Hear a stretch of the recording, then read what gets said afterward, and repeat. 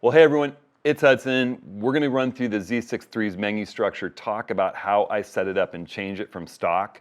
I'm also going to put all of the basic, most important settings changes that I make over on a web page on my site. You can click right here to go to that if you prefer looking at a print version of this, and you can download a PDF from that site too. You can also go in this video's full description and click if you click the title of the video or show more, you can see my full description that has a bunch of links in it. Using any of those links really helps me out. I'll link accessories that I use, like this power delivery battery bank and some other things that I think are great for the camera. So we're gonna run through and we're gonna take it a menu at a time in chunks. I'm gonna go quick, but it's gonna be a longish video. And I'm also gonna show you how I save those base settings that we're gonna do in manual mode into the user 1, 2, and 3 so that we can set it up for action, for landscape, tripod mounted type work, and also some tweaked settings for doing night work. That's how I set up my user 1 through 3. And all of these settings are just suggestions and explanatory. I hope that it familiarizes you a little bit more with this new camera, particularly those coming from the DSLR. This is a powerful little machine with lots to learn. So, we'll skim over some things that are specific to more esoteric types of photography, like some portrait stuff and flash stuff. But I will focus in on some action settings, particularly when we do that user 3 mode that I use for action. So, without too much further ado, I'm going to dive in. I know a lot of you are probably wondering, are you going to make these settings downloadable? Well, I will. But I think it's really important that you watch this full video to understand why I'm making the changes that I make, so that, if you're to download it, it just might seem odd. I think so, listening to what I have to say and watching why I'm doing what I'm doing is going to be really important, but I will make my settings file available for you. I'll show you where at the end of the video. All right, so we're going to run through the photo shooting menu first, and I'm going to throw my camera's back panel up through the miracle of HDMI out. And we'll go right up to the top of the menu here. You can always scroll up. When you go to the left with your selector, the little round selector tool around the OK button, or just by touching the back panel, you can go up and down when you're all the way to the left to choose the photo shooting menu or the video recording menu. You go to the right and you're inside it. It turns green. And we could reset that photo shooting menu. I don't want to do that. I got it all programmed. You can rename the storage folder that photos and video go into in your camera. I don't see any need for that. File naming. It's by default DSC. I work with enough cameras that in case, I like to change the internal file naming to the camera I'm shooting, Z6III. You can just run in, say you want to change it, and type it on the little touch screen here if you want. I'm going to hit the back arrow with the touch screen there. Primary slot selection. If you want this camera to be as fast as it can be, and it can shoot at 30 frames a second using its electronic shutter unlimited. I mean, I've held the shutter down and fired 1,000 frames. Just then use the CF Express B type card. It has no problem keeping up with the fastest speed. That should be your primary slot selection. Secondary slot is what happens with the SD card slot that sits alongside the CF Express B slot in this camera. And that I set to overflow. There's a lot of people who like all of their images to go to both cards. That's the backup setting. That's going to slow your camera down because it can only write at that slower SD card speed. And I've in years and years now, never really known anyone who's had a CF Express B card go down. They're very durable. I also want to point out that whenever there's a little question mark, like it's up to the right of the photo shooting menu here, if you touch it, it'll give you an explanation of what that menu setting does when you touch it. And you can touch the little return signal symbol and go back. All right, image area. Well, that's going to be more for, whether you're shooting the full frame or the DX.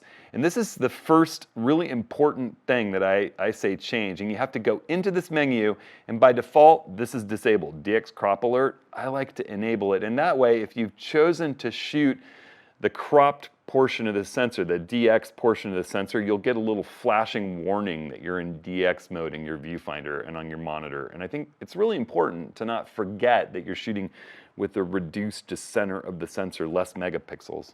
Tone mode.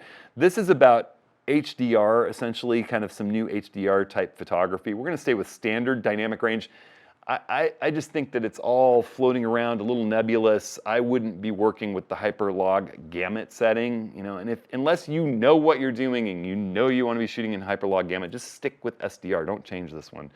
Image quality raw. I just recommend that everyone shoot raw. The ability to go back years from now and edit using whatever the latest software of 2032 is, these Z6III raw files that you shot, is just absolutely immeasurable. You don't want to be compressing your files down to JPEGs and working in JPEGs. Shoot in RAW.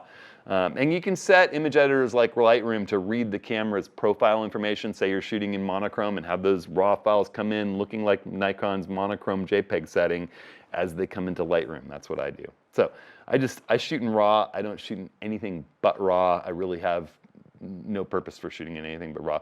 That grays out image size settings. You're shooting in RAW, you're not going to change this. It's not like a JPEG where you can change the size. This one's a little controversial, the RAW recording. That's saying how much do you want the RAW files compressed.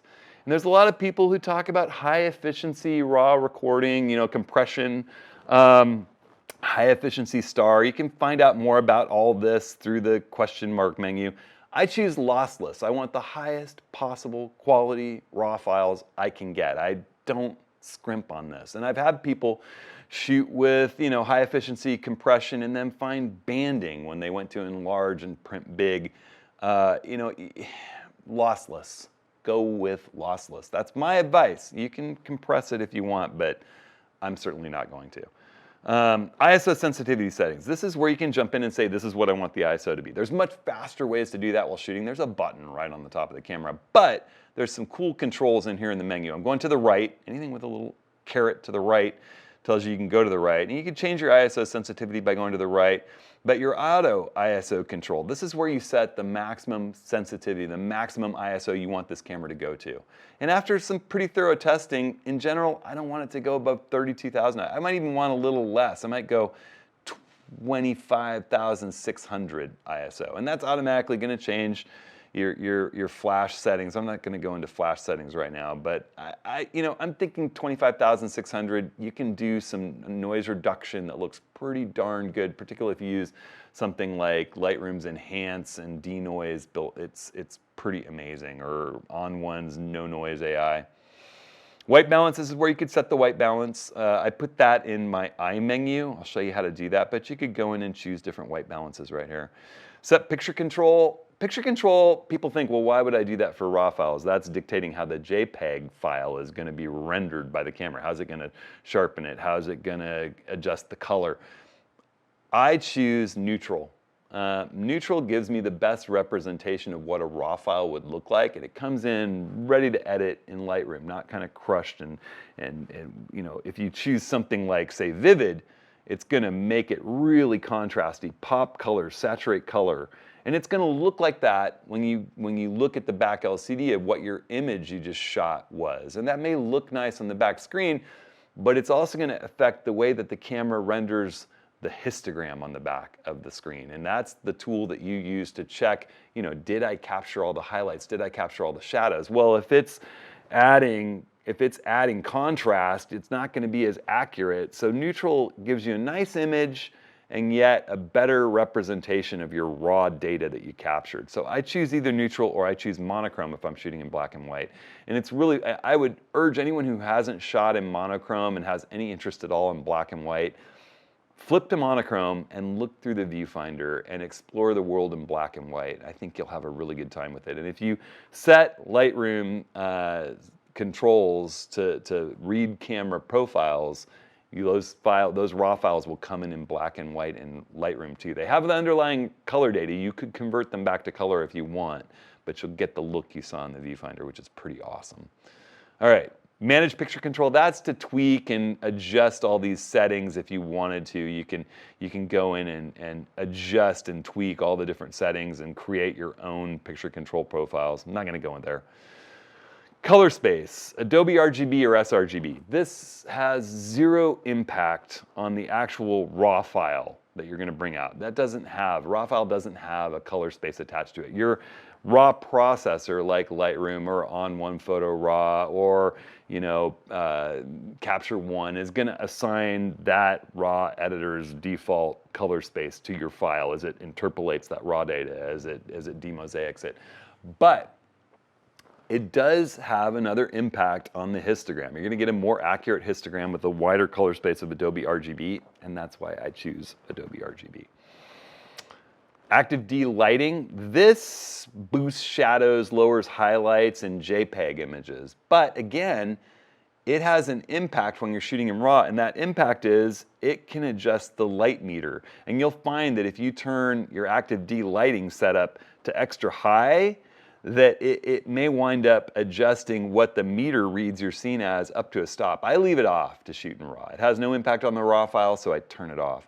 Long exposure noise reduction. This is something that you might want to turn on when you're doing Milky Way or long exposures. And what it does is it takes 2 images. Say you're doing a 30-second exposure, it's going to take a minute to make that exposure. It's only capturing the image for the first 30 seconds, but in the second 30 seconds, it's capturing the image without reading the sensor at all, but it's looking at whether the sensor is overheating and any of the pixels are going bad, and then it will eliminate those bad pixels given the ambient humidity and temperature and state of the sensor from the image it just captured before. And it can save you a lot of time in post-production fixing dead pixels and things in super long exposures. It's great. I use it for night photography carefully. If you watch my Milky Way course, I'll explain exactly how to do it. I don't use it as I get dialed in and figure my scene out, and it's only when I'm ready to take that final image that I turn it on.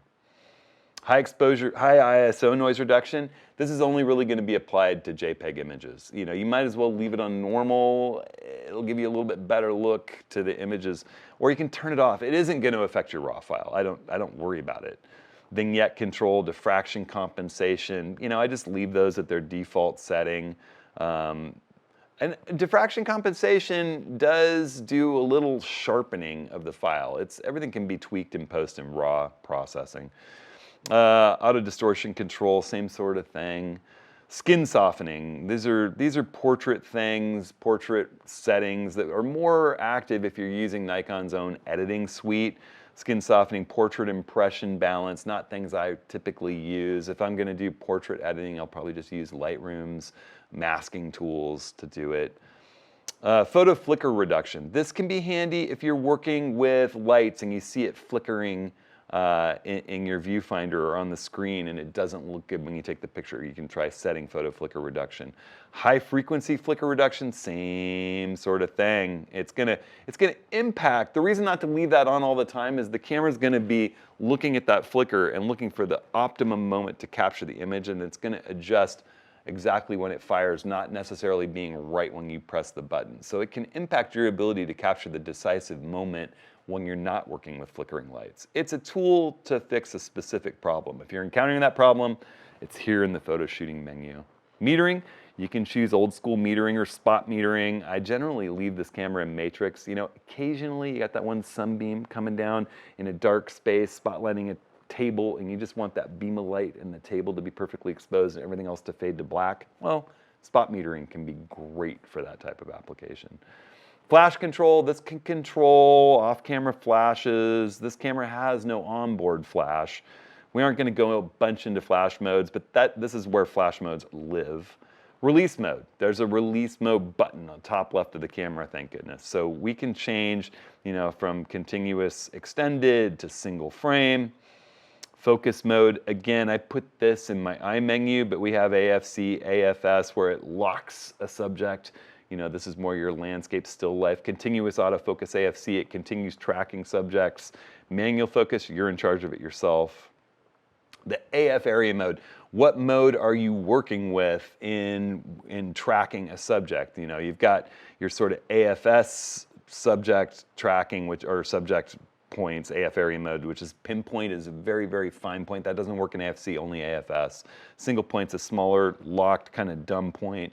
You've got some old kind of legacy dynamic area points that do a little bit of tracking, but not smart tracking. And then you've got wide area mode, several different ones, along with 3D tracking and auto area autofocus that actually are looking for eyes, faces, torsos, bodies, the front grille of cars, the nose of an airplane, the front of a train, all that kind of cool stuff.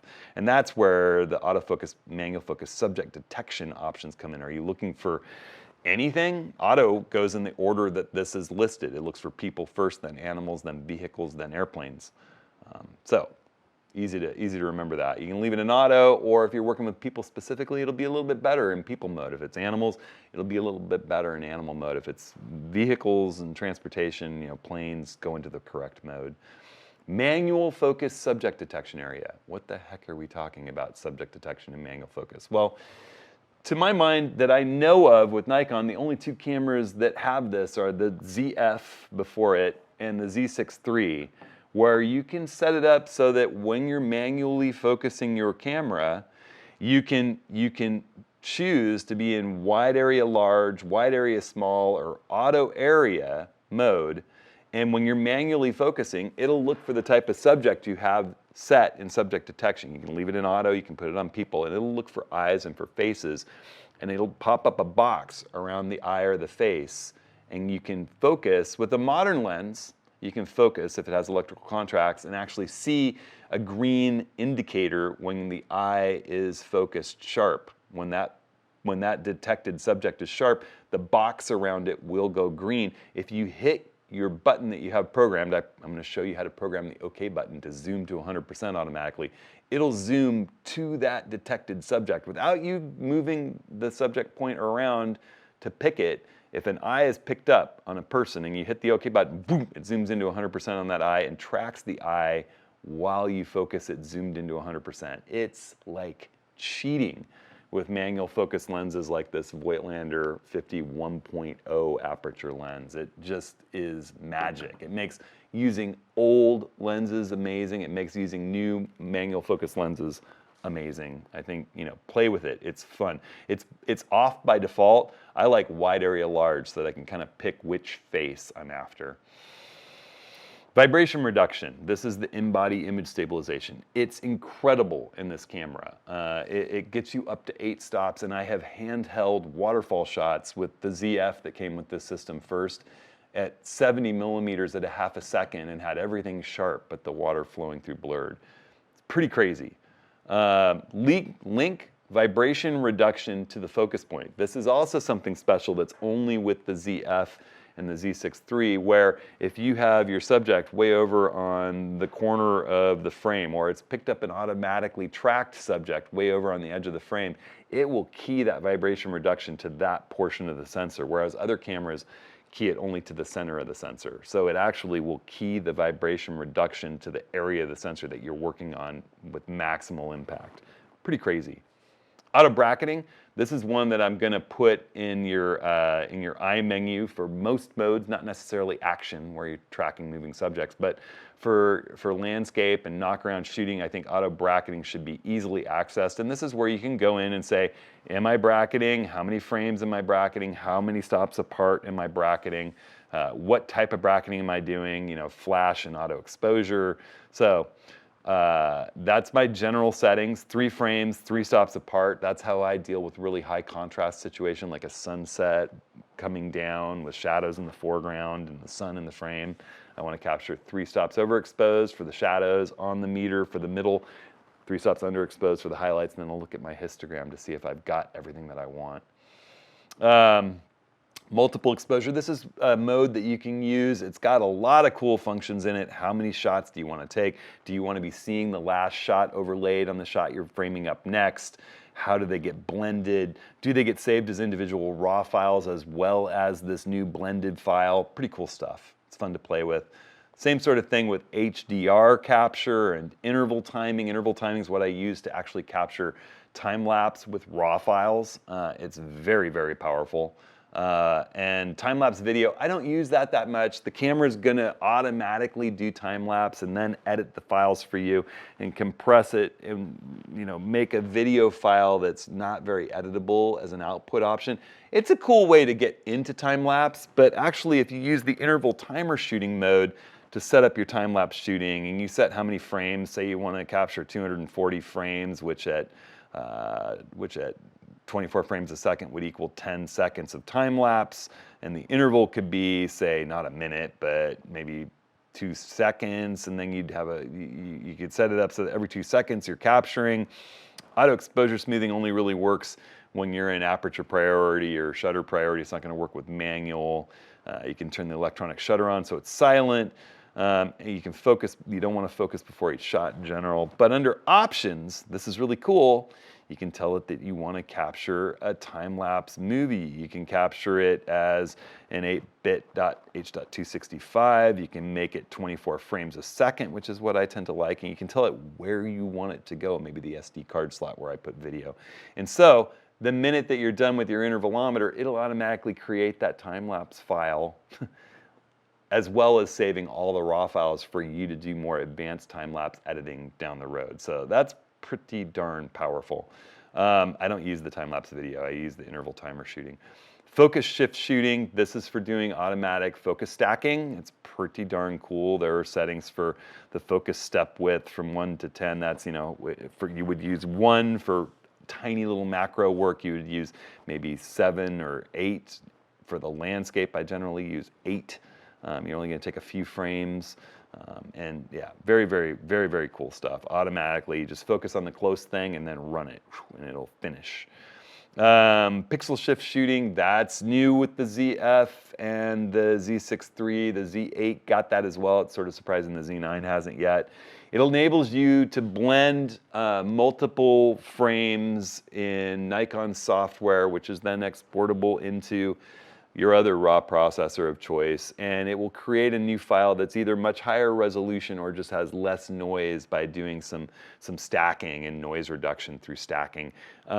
It's a pretty cool thing. It's better suited to completely still environments, no moving clouds, no moving water. Its architecture is a great application for this if nothing is moving.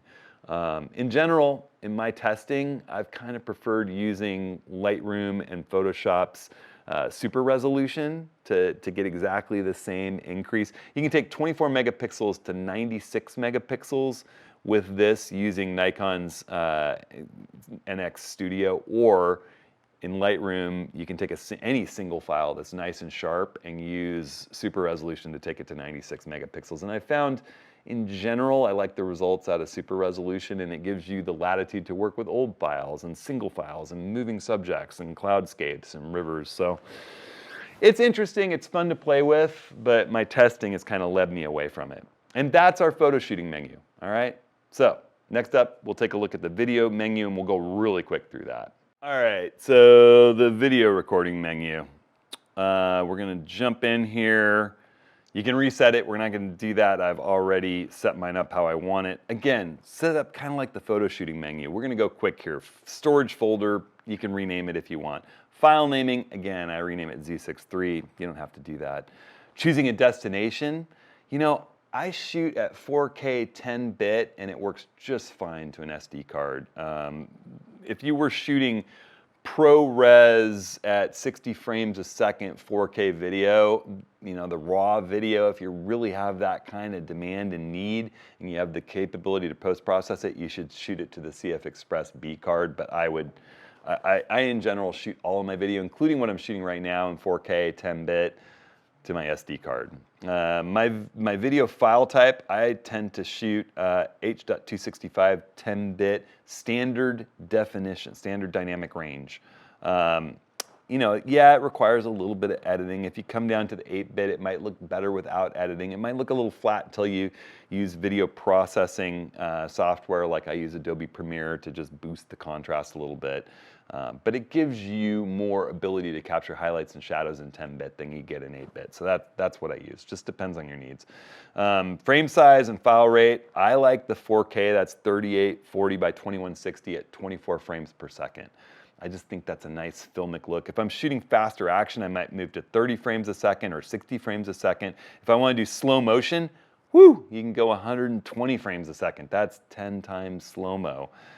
If you drop down to 1080 high definition instead of 4K, you can go to 240 frames a second. It's pretty darn nuts. I'm just gonna leave it at my 24 frames a second. Video quality, if you're shooting raw, why not shoot high quality? Image area, again, FXDX. turn on that DX crop alert. That's important. But the DX crop 4K can really make your lenses have more reach, and you don't lose any resolution shooting 4K video with this camera. So that's something to think about. With still images, you lose a lot of resolution. With video, it's getting interpolated down to far smaller resolution, even at 4K, and you can fit that in the center DX crop. So suddenly your 400mm lens can act like a 600mm lens for video with no, actually probably a little less interpolation of pixels, more true rendering of that center DX crop, so you actually get really sweet, high quality video with no reduction in quality. So you might as well shoot DX if you want. ISO sensitivity settings, the same kind of thing. I'm gonna drop that maximum sensitivity to 25,600 after what I saw in my testing. White balance, you can change your white balance. Video, it's good to set a white balance. Picture control, I still shoot neutral. That's much more important here. It's getting baked in. You can't change it in post. Same with white balance. White balance and picture control need to look right, or else you're not going to be able to edit them like a raw photo. You can manage your picture control. I wouldn't mess with the hyperlog gamut quality. We're shooting standard dynamic range. Active D-lighting, I leave this set to low. It boosts my shadows and lowers the highlights just a little bit. That is baked into the video. High ISO noise reduction, I leave it normal.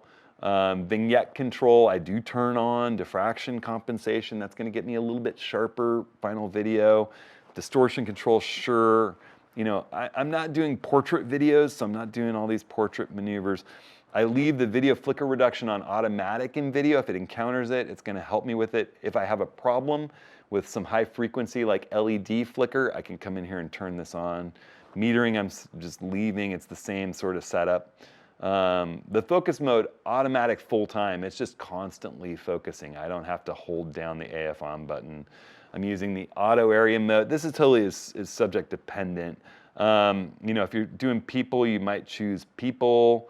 You can have it continue autofocusing even when something's not detected. Manual focus subject detection areas, same as we have with the photography. Vibration reduction on. There's even boosted electronic vibration reduction. Since you're not using the entire sensor, it can keep a little part of it and actually be sort of electronically with pixels compensating for some vibration. I tend to do that in post-production in Adobe Premiere. I don't turn that on in camera. And you can actually, this camera for its microphone has a line in. If you're using line in audio sources, you'd know what that means. It's pretty cool. It's the first in Nikon that I know of. You've got audio inputs. You've got a lot of audio choices in here, whether you want wide range, vocal range. If you're doing interviews and people, you should go vocal range. You can turn on wind noise reduction. I don't love the internal microphone. I'm pretty much always using an external microphone. You can power your external microphone or not. You can listen over headphones to hear what it sounds like and adjust the volume here. If you're into doing video with multiple cameras, time code can be cool. It can do that, whether it controls an external recorder. High-res zoom can be cool. That way you can set up function 1 and function 2 to actually zoom in on the sensor from the full frame down to the APS-C and back without moving the camera at all. It's this smooth digital zoom without turning the zoom ring of your lens at all. And you can turn that on or off. I tend to put that in my menu if I want to be able to use it, and I set some controls when we do the video control setup. And that's the end of your video recording menu. So the next thing, we're going to go into the big one, the custom settings menu, which is pretty deep. All right, so custom settings. This is the big meat of this video. I'll try to go relatively quickly, but the other menus will fly by in comparison. And we're going to jump in here. We'll start off with the A settings focus, and you can jump around in here. You can jump into the C settings if you want. You can jump into the B settings if you want. You can jump into the A settings, which is the top. And we're going to take a look really quickly through these, focus on some of the ones that really should change. AFC priority selection, that just tells you that you want it to be able to release, that you're looking for that decisive moment when subjects are moving. It doesn't have to be in perfect focus. You want to be able to capture whenever. AFS, you'd like to prefer focus to the shutter button. So you want to get a nice lock before you shoot. Focus tracking with lock on, that's like how long does it try to keep tracking a subject as it loses it like behind a pillar or goes behind a bush and comes back out the other side. And you can play with these settings. I find 3 works for most situations. If you want to limit the number of focus points instead of having all of them selectable in the frame, I've never seen a need for that, but you could do it. Store points by orientation. I like to have it just be focus point. Yes, I turn that on. It can be off, and by default it's off, but what that means is that when you go to vertical portrait mode with the camera and move your focus point to where you're looking for your subject, and then flip back to horizontal and move your focus point to where you're looking for your subject in the same scene, it'll remember where you were when you flip here, it'll remember where you were when you flip there. What throws people off is when they set focus point and AF area mode and they get them different, and then they get freaked out because it'll switch from wide area to 3D or single point to auto area as they're flipping. I would not have it do that. Just remember where you set the focus point. AF activation. This is where you set back button focus. If you're not back button focusing, I'd urge you to give it a shot. I don't know any really serious photographers who've been doing it for very long that are still putting their focus on the shutter button. Shutter button should be for capturing the frame. The AF on button should be for focusing the camera. Your thumb's back there to focus, your finger's there to shoot. And you just turn it off so that it's not on the shutter. Focus point persistence, that, is just, all right, that's one I had to actually have a cut and look up because I just kind of space off what it does. I always leave it on auto. And essentially what it does is if you flip autofocus area modes, it will remember where the point was last in the other autofocus area mode. Limit AF area mode selection. This is where you can get rid of some of the cycles in the list from autofocus area modes that you don't use very often. Like, for example, I don't use any of the dynamic areas at all. And I don't use the wide area custom modes, so I just shut those off so they're not in the list to select from. Focus point wraparound, that's like Pac-Man, where if you go out the tunnel on one side of the screen, your focus point comes back in on the other, or if you go out the top, it comes up the bottom. Some people love that. For some reason, it doesn't work for me. I turn it off. That's a total individual preference. Focus point display, you can change some stuff around. In your manual focus mode, do you want a focus point? It's pretty good if you got a chipped lens. Whether you see a subject or not, you can see whether or not you're in focus with an indicator on that point. I leave it on. Dynamic area, autofocus assist. I don't use dynamic area, but I leave it on. Autofocus continuous, in focus display. Yes, I leave that on so I can continue seeing what's going on. And then the 3D tracking point color I set at red.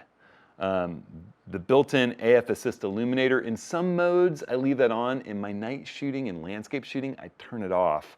But if I'm running around shooting people, maybe I'm in a dark space, it can help. If it's annoying people, turn it off. It's right here, A11. Focus peaking. This is, again, a personal preference. You can set whether it's turned on or turned off and how much it's peaking by sensitivity and whether it's red or white or blue or yellow. I like red in general. I generally leave it off. Occasionally it can be helpful though. Focus point selection speed, you can make it zip around at high. I tend to like normal. I don't like it slow. I don't like it too fast. I think the Goldilocks here is right with normal. You can set your ISO sensitivity step values. I leave all my exposure step values at 1/3 of a stop. And occasionally, say I'm working with neutral density and I want to adjust it fast. But these days, these cameras can meter right through 16 stops in neutral density. So I just leave the density on as I adjust. So I just leave it at 1/3 of a stop. It gives me nuance. Easy exposure compensation, that's where you don't have to hold the button down. I don't do that. Some people love to just touch a button and not have to hold it down while they spin a dial. For me, that's a recipe for making mistakes. I want to hold my control down, the exposure compensation down, and spin the wheel to adjust it. Matrix metering face detection. I like this. This prioritizes faces over the rest of the scene. If you want to shoot a silhouette of someone, turn this off, or just underexpose intentionally. But it's going to take people's faces into account and put them at a higher priority than the blown out background in a bright, high contrast situation. Center weighted area, this just lets you adjust your center weighted metering if you use that. That's kind of an old school way of metering. I use matrix. It's so accurate. You can fine tune your optimal exposure. If you don't like the way Nikon's exposing things, you can go in and tweak it. It warns you about this. I don't do it. I think Nikon's exposure meter is amazing.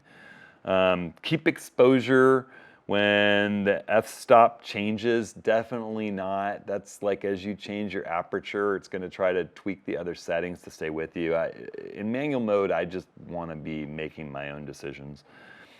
Shutter release button, auto exposure lock. I leave that turned off. That would be, again, it's sort of like, it's a little bit, it would be in an automatic mode anyway, but it would let you lock exposure like you can lock focus with the shutter. The shutter button seems to me to be for releasing the shutter. Self-timer, you can go in and adjust your self-timer settings, you know, how long a delay, how many shots, what's the interval between the shots. So if you're doing a big group shot and you want to take 10 frames, half a second apart, you can do that. Lots of control there.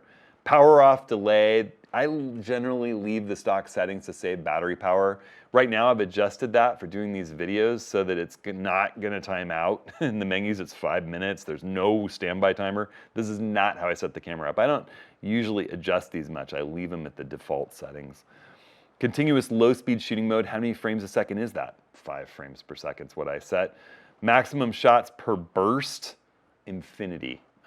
It comes, for some reason, by default at 200. I set it to infinity.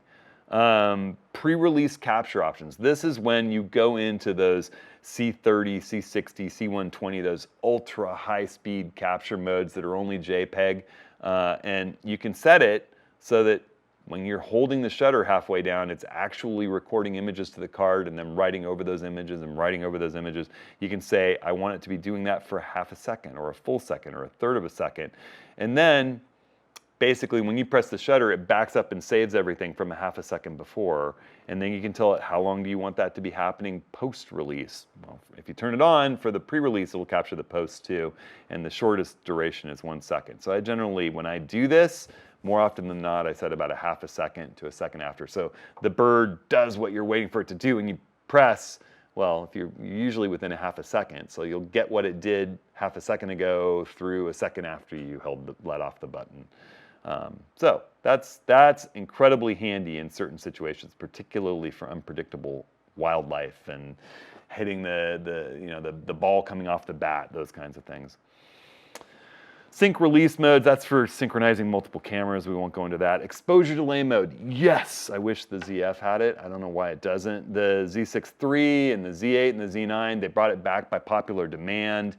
This lets you go in and say, I want you to wait 0.2 of a second after I press the shutter button to actually capture the image so I can eliminate handshake. And you can go all the way up to 3 seconds. This is so much better than timer mode. There's no flashing light, and I can set it way less than 2 seconds. So this is perfect for, say, panoramas.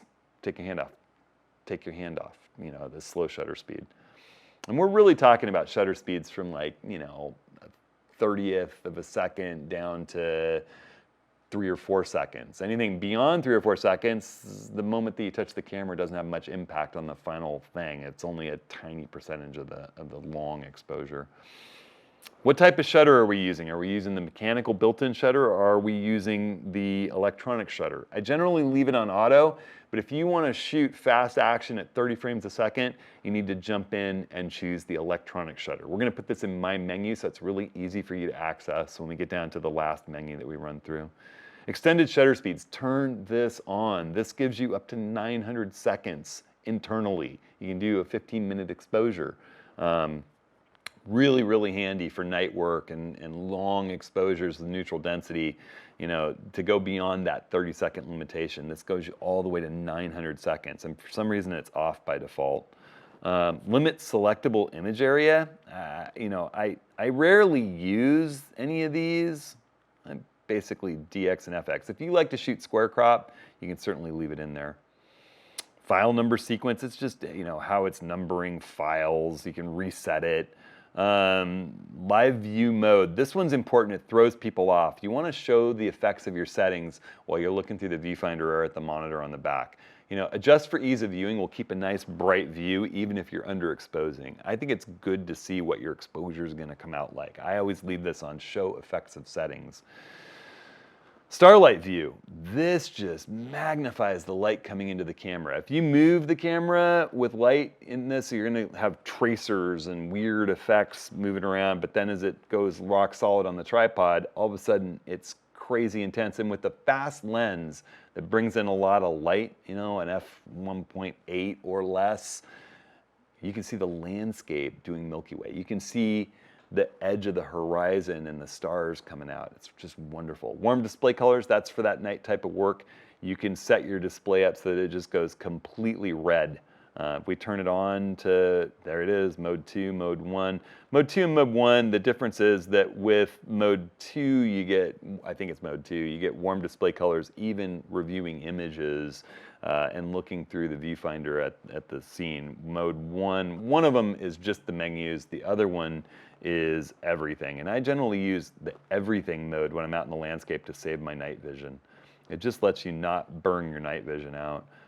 LCD illumination, you know, I don't even remember what that one does. Hang on a second. Oh yeah, this one's just about the little LCD on the top of the camera that gives you exposure data. You turn it on, that lights up when you turn the camera on. If you leave it off, you can save a little bit of battery power.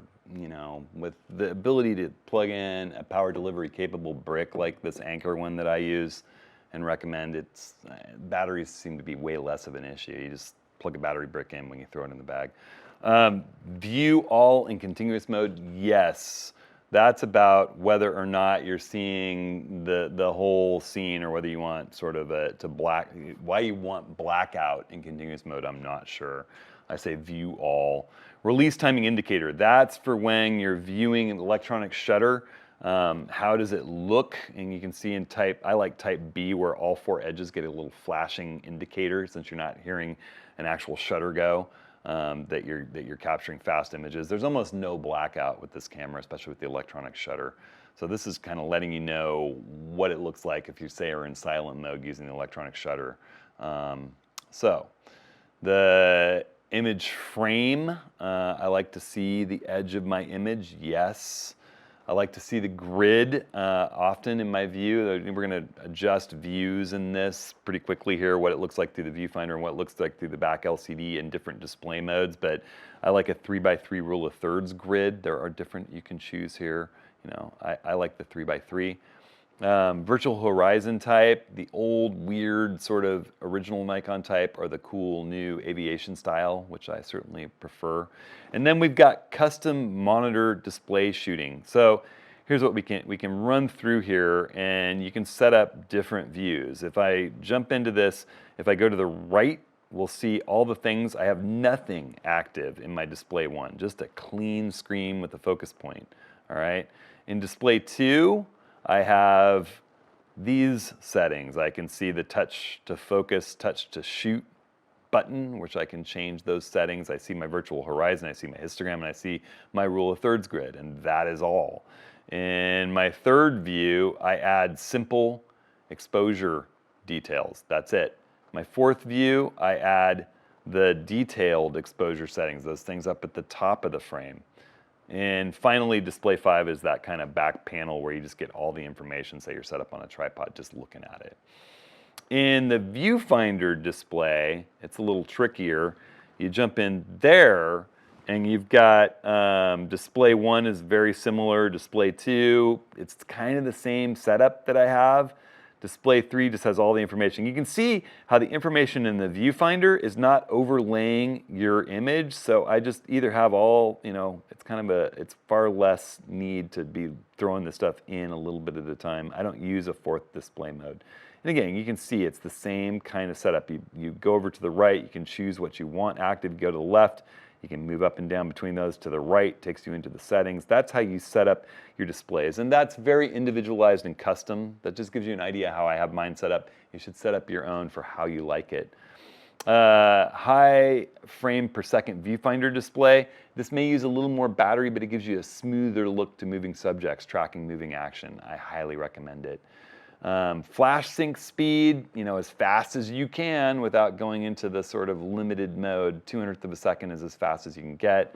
you can change around your flash shutter sync speed. We're not going to go into a whole bunch of flash settings, exposure compensation for flash, ISO sensitivity control, whether you got your modeling flag. You got a lot of different flash settings here. If you're into flash, you can delve in and go at it. Customize your iMenu. This is really cool. You can jump in here, you can touch. This is giving you a representation of what you want to have your iMenu do, and you can adjust each one. If you touch one, like I have picture control right here, you can go through a huge list of potential options that you can set that portion of your iMenu customizable to do. I'm gonna hit the back arrow because I like how I have mine set up. So I'll just show you how I've set mine. You can choose to set up yours for what makes the most sense for you. I've got picture control, white balance, vibration reduction, long exposure noise reduction, whether I'm in DX or FX crop mode, exposure delay, which I use constantly on the tripod,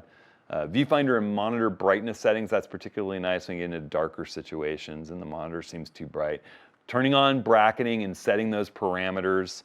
Interval timer shooting, that's again time lapse. Focus shift shooting to capture focus stacks automatically. And I always have my autofocus controls over on the right side of the iMenu. All I gotta do is hit the iMenu when I'm shooting and boom, all these controls are a finger touch away. So I got autofocus, manual focus mode, and the autofocus area and subject detection mode. And even on my Z9, this is like how I like to set those. Say I'm out there shooting, I hit my iMenu, and I hit the 3D, I could change whether I'm in 3D or wide area large, and I can go down arrow and choose what type of subject I'm shooting. Boom, that simple, all right? So again, it's move the top one. I can also use the touch screen and go back to automatic and say, okay, boom, we're back to shooting, all right? So that's really, really handy. Custom controls shooting. We'll run in, I'll just show you how I've set mine up. I've set the function 1 button to be bracketing burst. And what does that mean? Well, say I'm running around in my knockaround mode and I'm in single frame. I'm taking a shot. All of a sudden I want to bracket a high contrast scene. Well, I can hit my iMenu, activate my bracketing, and if I hold that top button while I hold down the shutter button, it fires all 3 frames and stops, or it fires all 5 frames and stops, or whatever my bracket is set for, without having to go in and adjust my drive mode or turn on the timer mode. It automatically fires all the frames. If I'm on the tripod, I generally activate the timer mode and just have the timer fire the 3 frames for me so I can push one press and keep my hand off of it without creating shake in low light situations. Function 2 button just turns display off completely. It turns everything in my scene off. If I touch it, suddenly I see nothing but my focus point. It's an instant way. I can also use the display button to get there, right? But if I've got everything on and I just touch that function 2 button, I get to see a nice clean composition of what I'm shooting. Touch it again, I get everything back. So that's those two. I don't really change very much else. I don't think I've changed. Well, I do. I changed one thing. And that is my lens function buttons. For when I'm working with a long lens, I set both of them because some lenses only have a single function button, which is function 1. Some have 2 function buttons, like my 100 to 400 or my 400 2.8, where it's the one that you hold out where your hand actually sits. So I set both of those to be autofocus on plus 3D tracking. So it'll take it from whatever mode I happen to have it'll hand off that mode to 3D tracking whatever subject I've nailed with the back button. I can let off the back button and hold that button on the front of the lens and track it all over the frame. Say I was wide area or something on the back or single point and I picked up my subject, I can just hand it off to a 3D point that tracks that subject all over the frame. That's all I change for this particular. When we get into action shooting, I'll show you some different ways that I customize controls. For playback, very little's changed.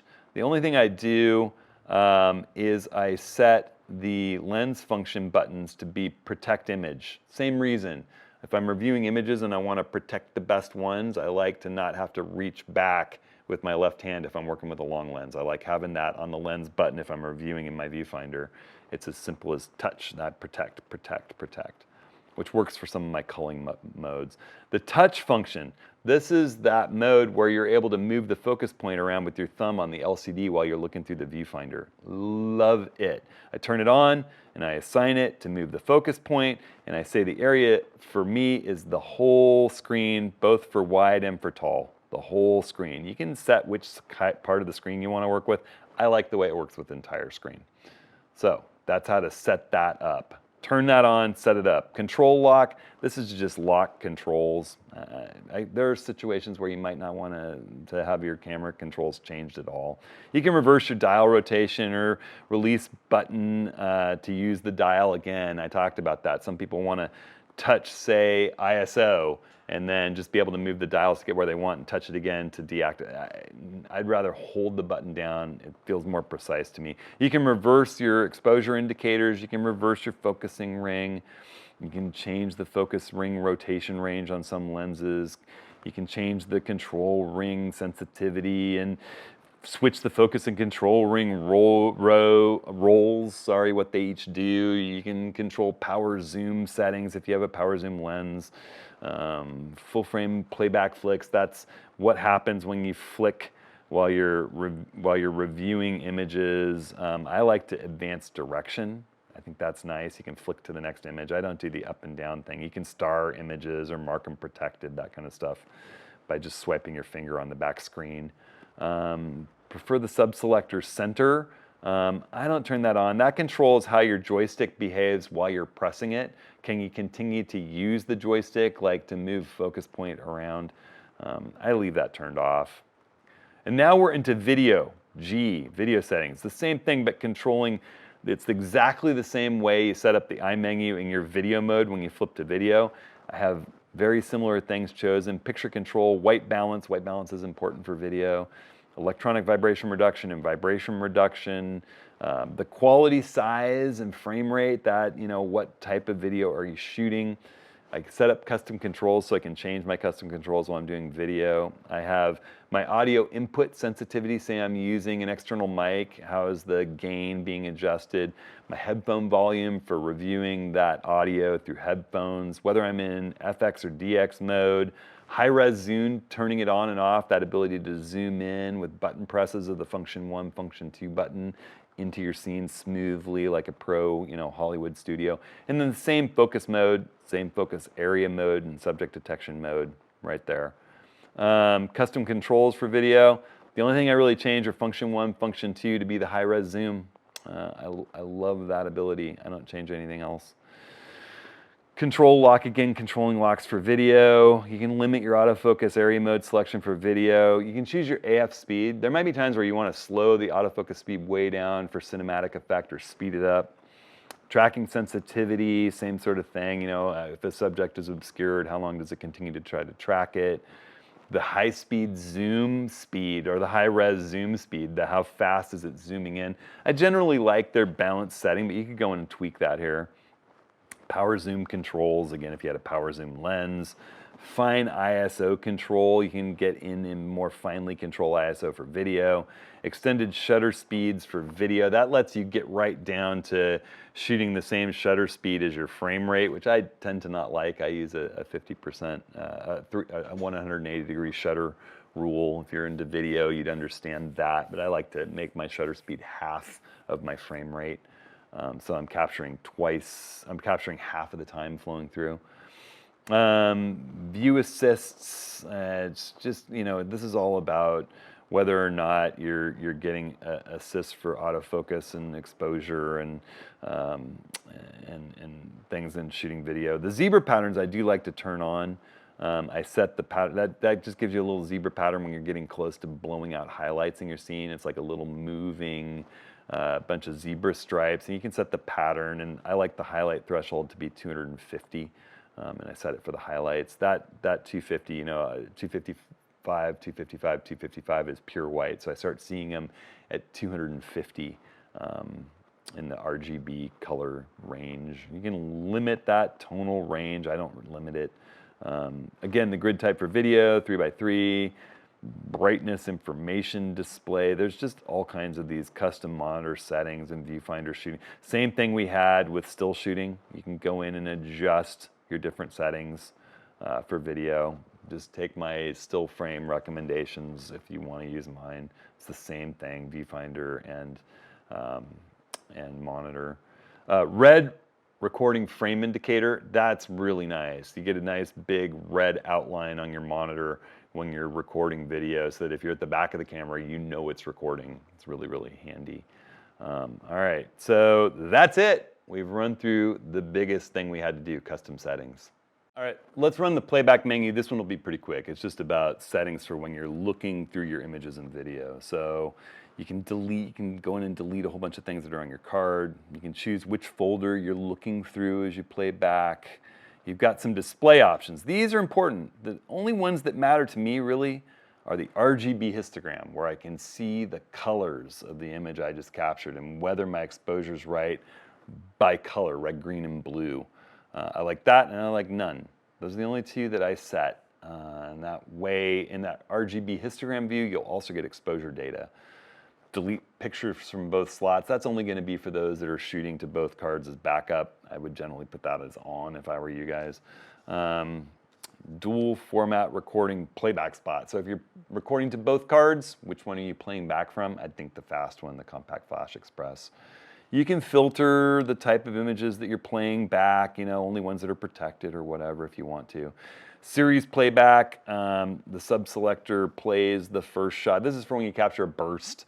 How does it behave while you're playing it back? You can go in and tweak those settings. Picture review, I turn this off. That's where if you took the picture, then everything's interrupted and you see the picture displayed on the monitor and the viewfinder for a second after you took it. I'm not into that. After delete, this one I change absolutely. Instead of show next, I like it to continue as before.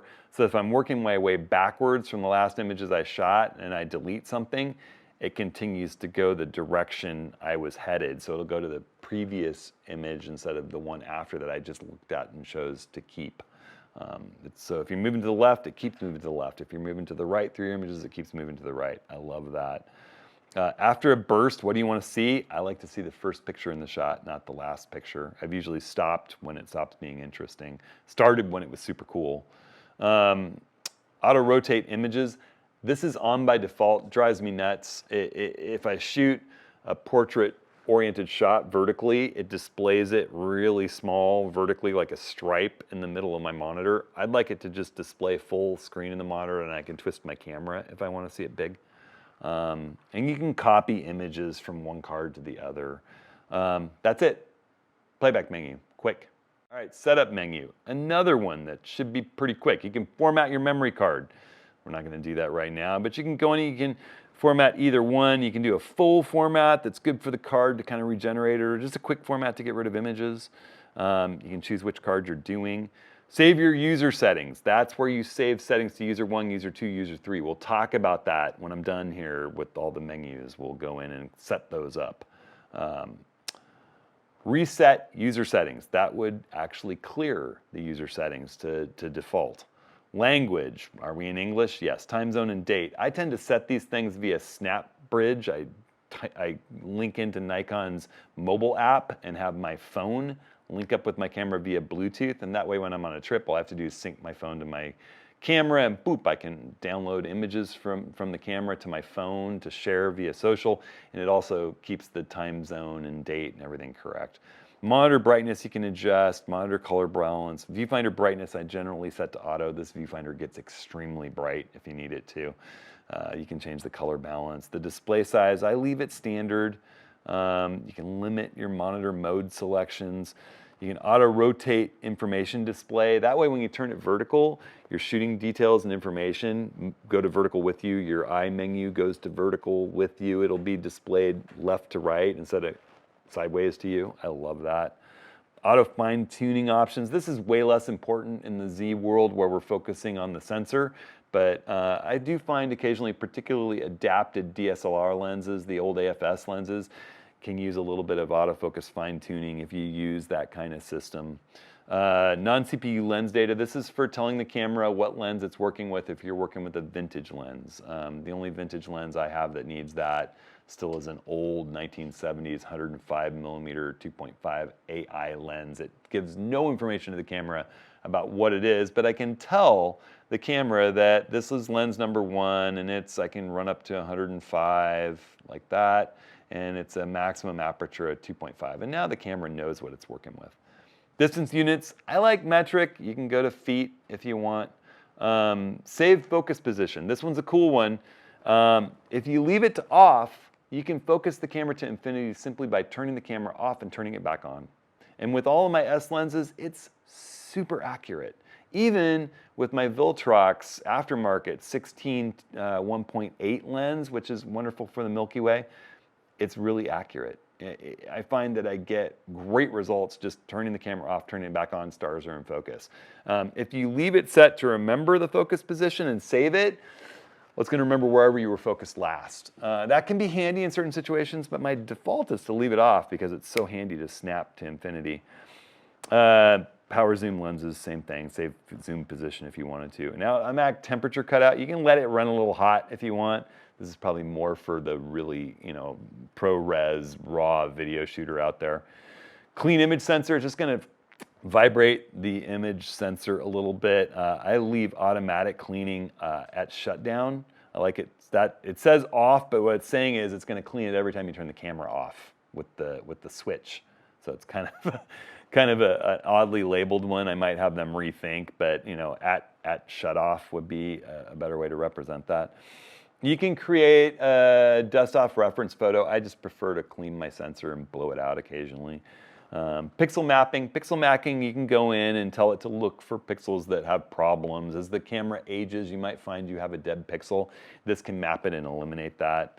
You can leave image comments. You can add your copyright information. I tend to put my name, copyright, and all rights reserved. I've got that turned off right now because I'm going to be sharing my setup file with all of you, and I don't want to be putting my information on it. You can adjust some of the metadata. You can edit the metadata appended to photos. You can leave, I don't do much with voice memos, but here's how you can control what's saved and how to save voice memos. Camera sounds, you can change the sound of the shutter, and you can turn it off, and the beeps and what their volume are. It's pretty nice to have that level of control. You can turn silent mode on so the camera makes no noise. That can be handy in certain situations, wildlife or street shooting. Touch controls I certainly like to leave on so that I can use the touch screen. HDMI, you can control what the camera's outputting. Like right now, I'm outputting my mirror the camera information display so that you can see what I'm doing while I'm doing it through HDMI. USB connectivity priority, is it upload, is it shooting? I tend to leave upload in case you're using the USB out. Mainly I use USB for power delivery, as I am right now though. You can assign the wireless remote function button. This thing has a Bluetooth remote that'll work with it.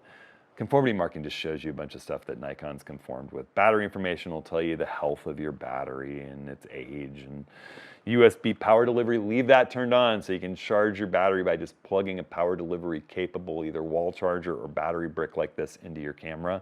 It's great for Milky Way shoots. Again, in this video's full description, I've got my preferred Anker 20,000 milliamp power delivery battery. It's affordable, it's light, and it'll keep your camera running all night doing Milky Way work. You can go into energy saving mode if you need to, if you're running low on batteries, or if you're working on an adventure where you're not going to have access to enough batteries. This comes by default on OK, which enables release while there's no memory card in there. I do not want to be out shooting and then suddenly realize after it's been making noises and acting like it's recording images that there was no card in the camera and I didn't record anything. I always leave it as locked. It won't work without a memory card. Save load menu settings. This is where we save our settings to our memory card. It's going to save it to the card in slot 1 if there is one. It'll save it to the card in slot 2 if there's no card in slot 1. It's good to back up to both.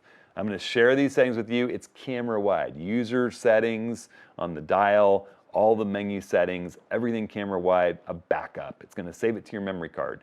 When you format your card, it's going to delete that. So, be careful with that. Remember, you might want to load your settings from the card before you format, and save settings again. Reset all settings, that's going back to factory defaults. Firmware version tells you your firmware version and is where you would go to update if you put the new firmware on your card and stuck it in the camera. And that's the setup menu. All right, this is the quickest one. This is the network menu. We're going to fly through this one. And unless you're an AP stringer or somebody working on assignment, sending images uploaded from the war zone, and then you're going to know what this thing is anyway. You've got an airplane mode that just shuts off all communications. It's handy at times. Oops, let's go. I was way over to the left. We're going to go to the right. I don't use the Nikon Imaging Cloud. That's for uploading data. Connect to smart device. This is the menu that you use to run over and connect to your phone. I work with a Pixel 8 Pro. I've connected to Nikon SnapBridge. Your iPhone can do the same thing. This is where you would go to connect and set up your connection with your phone, and that way you can synchronize your time and download images straight from the camera when you're on the road. Super handy. There's some settings for connecting to the Bluetooth remote control. It's pretty simple. You can dial it in and connect to it. You can't connect to the phone and the Bluetooth remote control at the same time, so you have to choose one or the other. It's kind of a bummer. You can connect to computers, FTP servers, other cameras, some Atomos external filmmaking equipment, USB connections. You can connect via Wi-Fi router bands. You can type in direct addresses to network in. It's very powerful. We don't need to use most of this stuff. The biggest thing is turning on airplane mode to just disable all of it or connecting into your smartphone. All right, yay, we made it to my menu. This is sort of the final thing. This is where you put all the settings from all these diverse menus in one spot, the ones that you use the most, the ones you want instant access to. And I'd recommend, thinking about not duplicating what you've already got in your iMenu, thinking about things that you want to use outside of the iMenu. So, these are the things that I've chosen. Let me show you quickly how you set it up. I'm going to go up to just go to the bottom of this list. If you set this up initially, there won't be anything in it except this add items, remove items, rank items, and choose tab, all right? So the way you add things to this is very simple. You run in, you hit add, and you could choose something from, say, I don't know. Let's just pick something. We'll go into focusing and we'll say we want to pick focus points used. And now I can choose where in the list it goes. It's that yellow line I'm moving up and down, all right? I can put it in airplane mode, all right? Oh, but I want to change that position. I can go to rank items and I can come down to this focus points used, click it, and change it down to underneath self-timer, all right? Or I could say, I never really wanted that. I'd like to remove it. Well, I can come down and say focus point used. I push the OK button or tap the screen and say delete and say yes. Done. All right. So that's how you add and remove things. You run through all your menu, and it starts out, the photo shooting menu. You go into the custom settings menu. You can drill down. It makes it nice and easy for you to find. You can see check marks next to the ones that are already in there. Okay? So let's get out of the add items and we'll go to the top of my list and I'll show you what I've chosen to put in there. I have a quick move to airplane mode, so it shuts down all Bluetooth and Wi-Fi connections. I have save and load memory settings because I'm constantly doing that right next to format memory card. And I have it above it to remember to do it before I format my card. So I'm going to go in here and I'm going to load my menu settings if I've got settings on my memory card. And then I'm going to format my memory card, all right, whichever one. And then I'm going to save those settings back to the card again. Boop, boop, boop. It's a little do-si-do so that you're back to the original setup settings that you like on your camera, and then you can format your memory card and save those settings back to the card, because formatting the memory card is going to nuke those saved settings on the card. And it's a good idea to keep it on both cards again. So you can save your menu settings to the secondary card by just pulling the first card out and leaving the secondary card in there, the SD card. All right. Shutter type. This is when you're shooting action and you want 30 frames a second and that mechanical shutter is slowing you down. You jump in here, you choose electronic, all right? Self-timer, you can change the settings. Say you're going to use it on the tripod for bracketing. You could say, I'm going to do 3-shot bracketing. Well, I can say 3 shots, interval between shots as quickly as possible, a 2-second delay. I wish it was quicker than that, but that sets you up to touch the shutter and take your hand off of it and be able to shoot all 3 brackets in the landscape if you were with slower shutter speed. You want to shoot with a group, you could say, ooh, I want 10 seconds to run over there. I want to take 5 frames, and you could set different times that you want it apart so that people have time to change expressions and stuff like that. Focus pixel shift shooting, I didn't put it in the eye menu. I don't use it that often, but if I wanted to do pixel shift shooting, either to reduce noise or get more resolution, I could do it there. I have a whole video about pixel shift shooting, and you can click right here to see it. I'll put it in this video's full description too. Focus peaking, whether I want to see the little focus peaking in manual focus or not, it's easy to get to right there. Pre-release capture options, that's when I want to turn on that pre-release capture for shooting at 30, 60, or 120 frames a second. To hold the shutter button halfway down and be capturing before I actually push it. Starlight view, this is for doing Milky Way work. I want to just magnify all the light coming into the camera and really see to compose my scene in starlight. Named appropriately. Warm display colors, turning on that red display color or turning it off. Save focus position. Do I want to save the focus position for some reason instead of snapping to infinity? I can customize my shooting controls if I want to change my buttons around. Easy access to that without navigating all the way to that custom controls for photo shooting. AF activation. Why do I put the ability to turn back button focus off and put focus back on the shutter button in my My menu? It's for when I hand it to a person that expects it to focus and I want to get an in-focus shot of my family and I hand the camera to someone else that doesn't know about back button focusing. I can turn it on really quickly for them. Manual focus subject detection area. That's for when I'm working with that manual focus lens. Do I want it to be wide area large, auto area, wide area small to pick a person out? Connect to smart device. Just lets me connect to my phone to upgrade the time and time zone when I land in a new place. Flash control, for those times I am doing off-camera flash, this lets me control them. And that's it. That's all I put in my menu. That could be completely different for you. All right, everybody. So that took a while, and I'm kind of rethinking things a little bit. I'm going to do a separate video for user 3, user 2, user 1 for action settings that we tweak in here and how to save that in so that you instantly have those with the rotation of your mode dial. For action, for landscape, where you're up on the tripod, or for night type shooting, Milky Way. That's how I set mine up. Even if you want to set yours up differently, I think it'll be a little illustrative how we do that, how do we utilize these user modes. So we'll jump in and do that in a separate video.